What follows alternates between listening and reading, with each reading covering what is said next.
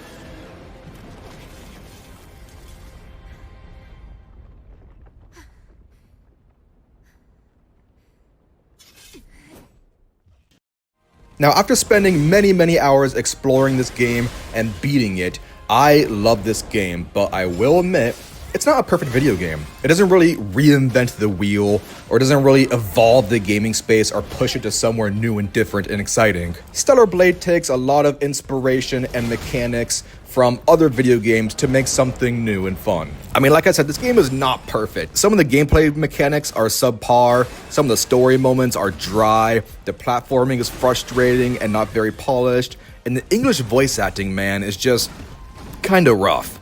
Just FYI, turn on Korean voice acting, it's so much better. Like I said, Stellar Blade borrows many different gameplay elements from different video games that already exist. I can see influences from Devil May Cry, Bayonetta, From Software games, and of course, this may be obvious, Nier Automata. The game devs are not really shy, and they're not hiding their main influences. I mean, they released DLC collaboration with Nier Automata. They're straight up saying, hey, we made this game influenced by Nier Automata. We're not hiding from it, all right? They're proud of it. The South Korean dev team, Shift Up, did an amazing job considering Stellar Blade was their very first big budget home console video game. This is crazy impressive for their first outing. I believe this game should have gotten a lot more serious consideration for 2024 Game of the Year. I mean, I believe it did win a bunch of awards for the Korean Game Awards, but I'm not too sure. Now, let's talk about the game itself. And let's get the obvious out of the way. Yes, this game features a tall, sexy android lady as the main protagonist. And yes, there are jiggle physics with certain body parts. And yes, there are outfits revealing a lot of skin on your android lady. Does any of this actually improve the game experience? No. Does it offend me or make it worse? Or does it make me mad? No. I can appreciate a good game regardless if my main character looks like this or like this. A good game is still a good game. But hey man, you won't hear me complaining. If my main character looks like this, that's just an extra added cherry on top of an already delicious looking ice cream sundae. I can appreciate a sexually appealing main character and appreciate Stellar Blade as it is. A fast-paced hack-and-slash video game with amazing graphics and badass combat. Stellar Blade does not make the sexy android lady the whole identity of the game either. There was never any full nudity. The other characters never really comment about the way Eve looks. By the way, that's the main character's name, Eve. The normal people of the world referred to the android ladies as angels. They have a reputation and somewhat of a mystique about them. They're supposedly the saviors of humanity. They're supposed to be the embodiment of perfection. Tall, powerful, flawless, fearless, bold, and they look the part. An angel. Look, I don't really know what I'm trying to say, but I want people to take one thing away from this video, okay? It's that Stellar Blade deserves a better reputation than a gooner bouncing booby video game. That reputation is not fair. This game is really fun and the gameplay stands on its own. Like I said, if the main character just happens to look like this, that's just a nice little addition. Did the game need it? No, but it's nice to see and have. Oh lord, let's move on. I think I made my point. Anyways, let's start with what surprised me the most when I played this game.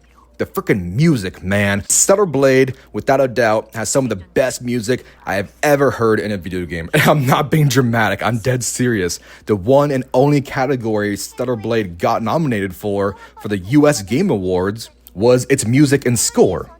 You can have like a really nice smooth pop song, an upbeat, almost like K-pop song. Like I said, this game is from a Korean dev company, so they have like some K-pop influence, I think. They have some like badass rock and some like synth music, some like electronic music. Almost like lo-fi, good vibes music, and sometimes you even get heavy metal, man, it's freaking awesome. The music was so good, I listened to the soundtrack after I was done playing the game. I just wanted to listen to the music again. During the gameplay, the music will smoothly and naturally transition depending on your situation. If you're in the open world exploring, you might be listening to some chill pop, but then it turns into like thrilling pop or rock when you enter combat. When you enter a camp to rest, there's always really chill music to relax to and like reset your mind and relax. And they released a summer track, and let me tell you, that song freaking slaps, man. I don't know if I can play it because I might get copyrighted, but believe me, it's awesome. Usually when I'm playing my video games, I usually have a podcast in the background or like a YouTube video I can listen to in the background, but not for Stellar Blade. I really wanted to focus on the music and actually hear it because I enjoyed it so much. I didn't want any distractions. The music was that good. This game starts out with a bang. The opening is badass and gets your blood pumping. Even her android sisters are sent down to Earth from space and they're immediately thrown into the middle of an epic battle. The first battle really builds tension as we learn just how dangerous these enemy monsters are that we're going to see for the rest of the game. Our android warrior sisters are dropping left and right. Eve barely escapes the chaos with her life. We also build a rivalry with one of the main bosses right away because they killed Eve's closest sister. And after this battle, we explore the first area of the game and we're introduced to all of our side character NPCs. The game does a good job drip feeding us information to keep us learning and engaged in the beginning area. We get different enemy types, different attack types, different patterns, parry, dodging, swimming, loot, hidden items, optional areas and optional paths, collectibles, and side quests. Eve is a sort of fish out of water character. Just like us, Eve has no idea about the world or the status of its people. We get to learn with Eve along the journey. What happened to Earth? Why are there so few survivors? What is the true purpose of Eve and her android sisters? What exactly are these disgusting monsters that we're fighting? And along the journey, we get these little beautiful moments with Eve as she learns about the world before the apocalyptic events. She learns about music, love, books, alcohol, education, fishing, and more. She learns how to be less robotic and learns more about humanity and emotions. Unfortunately, a lot of the characters in the game came off a little flat.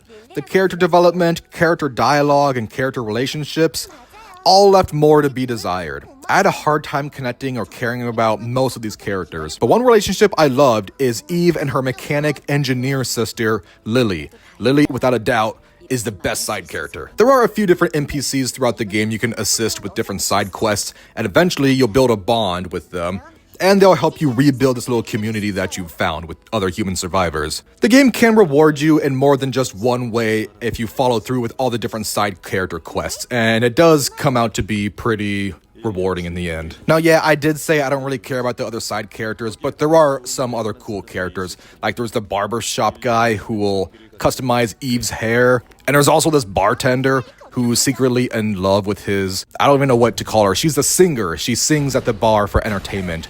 But she's kind of like an android human type of deal. So he's in love with her, but she's like broken down and not really functioning properly. So he doesn't want to admit he's in love with her because she might die soon and he doesn't really want to show his emotions.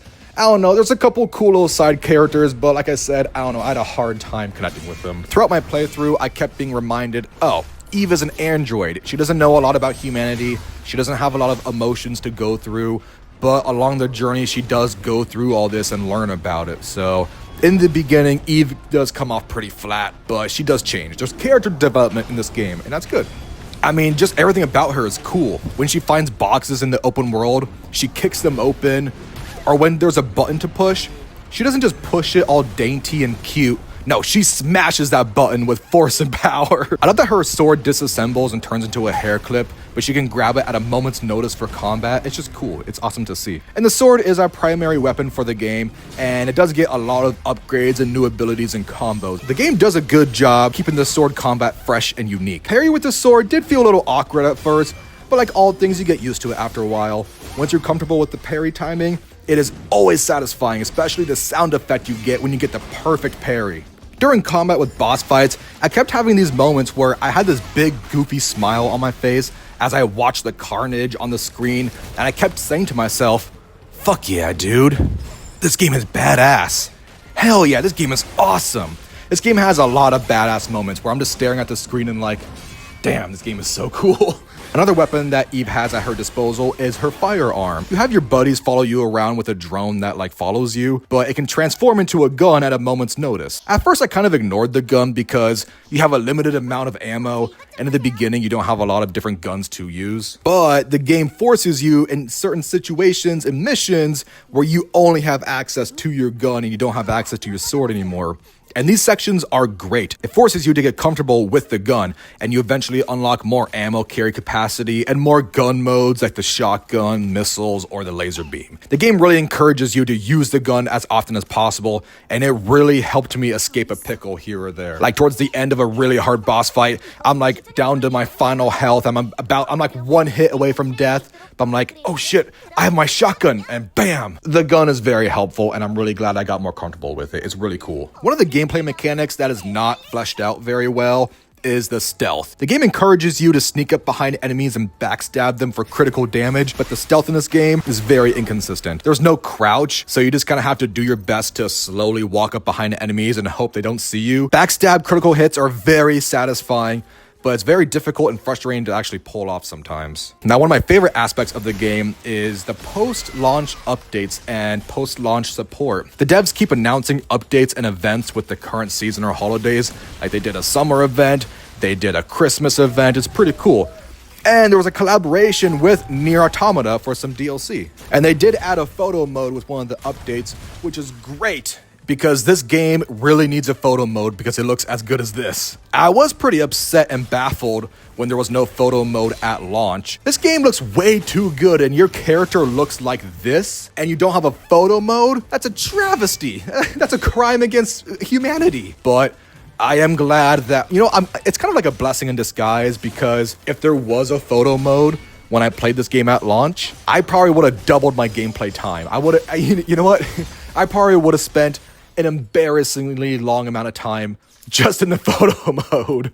Like, I'm not very good with photo mode in video games, but with Eve, I probably would have spent double the amount of gameplay just in the photo mode taking pictures of Eve. So you know what? It's a blessing in disguise, because this game would have taken up my whole entire summer if I played this with the photo mode at launch. But with the Stellar Blade Twitter community, it's really cool because there's some really interesting and some really creative people out there who make some awesome photos, and it's really cool. Now, probably my least favorite mechanic of the game is platforming.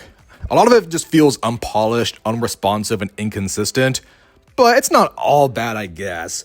But besides platforming, exploring the open areas is pretty cool. You have a double jump and a dash to help explore.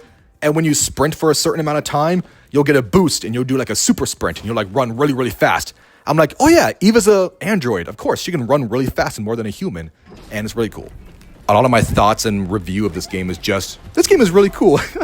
I can't help it, man. This game is just really cool. And speaking of cool things, every now and then the game will throw in a quick time event during platforming sections or different cutscenes in combat. And man, I really wish we got more of these. They're really random and kind of spread far apart. It's almost like the devs were kind of scared or kind of shy to rely on QuickTime events. No, man, lean into it. Commit. QuickTime events are freaking cool. I don't care what anyone says. I like QuickTime events. Speaking of cool gameplay mechanics that did not get used a lot, using the sword is kind of like a skateboard, or grinding down areas like a snowboard or a skateboard or something. This is only used a couple times and it is really badass. We needed more of this. Next, we can talk about cosmetics and customizing our character Eve. I love customizing my characters in video games because I try to get my own personable experience. I kind of hate how like my gameplay looks like everyone else's gameplay in video games or online. I want my own personable experience and my own customizable character so mine can feel like my gameplay. I can feel like, oh yeah, that's mine. And this video game does give us a lot of different customizable options with Eve. We can change Eve's hair and clothing styles and her cosmetics and different accessories. Most of the clothing items are hidden throughout the world, so it really encourages exploring because your character looks really good and you kind of want to dress them up kind of, your own way. So you get rewarded for exploring the open world. I mean, we have a main character that is very nice to look at, and it's kind of nice how we can dress her how we see fit. I do find it kind of goofy that we can wear bikinis or like lingerie during like cutscenes or really intense combat scenarios. I honestly love the tactical outfits the most, like the fits you would see in an action movie. There's like skin-tight full body suits, and I prefer those. And it made Eve look really badass. There was like one suit that reminded me of Kill Bill. That one was my favorite. I do kind of wish the outfits were more than just cosmetics. It would have been kind of cool to see like passive effects or increase to combat mechanics like extra armor or damage, but it is what it is. The cosmetics are just cosmetics. Now, I will say the open zones are kind of lackluster, but this is like a post-apocalyptic world, so you're not going to find very many friendly NPCs out there. Exploring the areas does reward you with some optional mini-bosses, cosmetics and outfits, upgrades, resources, collectibles, optional fishing areas, world lore, and of course, more enemies to fight. That's the main bread and butter of this game, fighting enemies and looking really cool while doing it. Besides the open zone areas, we have our main hub area, and this is where you're gonna find all your friendly NPCs. During main story missions, we're usually thrown into these linear sections with some branching areas. But these linear sections are mostly like dungeons, and they're really cool, and I like them. Once again, my review of this game basically comes down to, this game is really cool, and I really like it. And speaking of mechanics that I really like, this game has a training mode. And I think all video games should have this, where you can go into the pause menu and train and practice all your different combos and moves and different power-ups that you have. And there is so much to this game. Now, the boss fights in this game are really badass. I've used that word multiple times, but there's no way to describe it. The boss fights are just badass. I guess I can use the word epic. You just really never know what you're gonna fight. I mean, there's a couple repeat boss fights every now and then, but it's not like often enough to get annoying or anything. I mean, the main story boss fights are the best, especially at the end of the game. You run through a gauntlet of 3 really punishing boss fights all in a row, and it's just amazing. Or you know what? One can say it's epic. Throughout the game, you do get a wide variety of different enemy types, and towards the end, you really have to focus up because you can't just button mash anymore. You really have to focus on patterns and movements, and you really have to know what you're doing at the end. I mean, most of the enemies are these like gross biological monstrosities that were either mutated or bioengineered, but you do discover some future tech enemies and actually come across a couple of Metal Gears, and I wish we got more Metal Gears. There's only a couple of them, and they're really cool. When I was playing the game, I'm like, it's Metal Gear! Metal Gear. Metal Gear. It's Metal Gear. Boss, it's Metal Gear. Otacon, what's Metal Gear doing here? Sorry. But the enemies in this game are always fun to fight. I never got bored of them. It never got tedious. Fighting in this game, the enemies are all really cool. And this game does take advantage of the PS5 controller in a few different ways. When rain falls on Eve, you can actually feel it on the controller. It's really subtle, but it's awesome. You can feel like the raindrops on the controller. You feel a rumble and a slight vibration when you walk, and you feel it when you have healing items attached to you. The triggers give feedback when you use different firearms. You find your fallen sisters throughout the world, and when one is close by, you'll feel a slight rumble in the controller, and it'll get stronger and stronger as you get closer. And there's a few different enemy types that hide in the ground and they'll ambush you, but you can prepare and parry them because you'll feel vibration in the ground with the controller, and it's really cool. I mean, we spend, what, $70 on these damn PS5 controllers? I like when a PS5 game actually takes advantage of the PS5 features. It's cool. I like it. Thank you. And you know what? With that, I think concludes all of my thoughts on Stellar Blade. Is this one of the best games ever made? No. Is this one of the best games of 2024? Probably not. But without a doubt, this is my favorite video game I played from 2024 and my personal game of the year. Call me a gooner if you want. I don't care. Oh, and there's one more little gameplay mechanic I forgot to go into more detail about, but there's a freaking fishing minigame, man, and it is amazing. I instantly give any video game that has a fishing minigame a higher score. The fishing in this game is just freaking awesome and goofy. I mean, you catch a freaking great white shark, man. You catch a whale shark, you catch halibut, swordfish. It's just way over the top and goofy, and I love it. How freaking cool is that, man? Fishing. Hell yeah.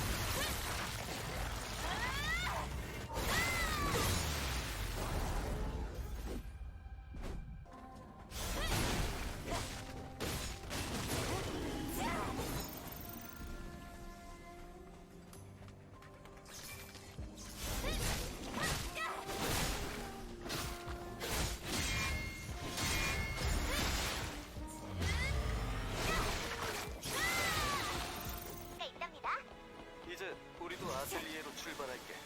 곧 봐요.